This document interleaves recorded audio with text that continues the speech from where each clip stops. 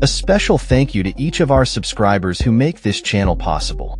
Here's today's story. In a dramatic session that stretched into the early hours of Thursday, the Senate has approved a contentious $9 billion rescission package aimed at clawing back previously allocated funds for foreign aid and public broadcasting. This decision comes after a lengthy votorama, where senators debated and voted on numerous amendments, ultimately leading to a narrow 51-48 vote in favor of the package. The approval marks a significant step towards the potential winding down of nearly 6 decades of federal funding for the Corporation for Public Broadcasting, CPB, which stands to lose approximately $1.1 billion mint for the next 2 years. The package also targets around $8 billion in foreign assistance programs, including funding for the United States Agency for International Development, USAID. The House had previously approved a $9.4 billion rescissions request, but the Senate's version faced pushback, particularly from some Republicans who expressed concerns over cuts to foreign aid and public broadcasting.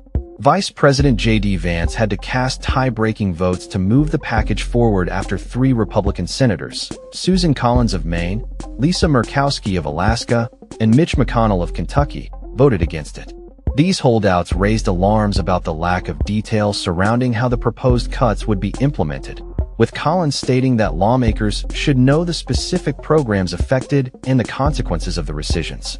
The Senate's decision to consider amendments means the House will need to approve the final version of the package before the week's end, or the funds will revert to their original allocations.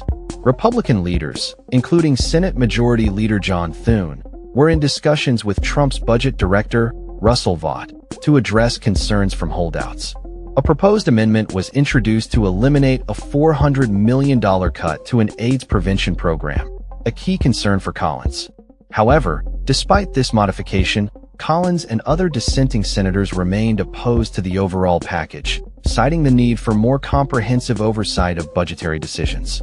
The cuts to local public radio and television stations, especially in rural areas, have sparked significant debate, with critics arguing that these stations are essential for emergency communications. Senator Mike Rounds of South Dakota voiced his concerns over the impact of these cuts on tribal areas, suggesting that funding from climate programs might be reallocated to ensure these stations can continue operating without interruption. Meanwhile, Senator Thom Tillis of North Carolina, while supportive of the package, acknowledged that Congress may need to revisit and potentially reverse some of the cuts once the implications become clearer.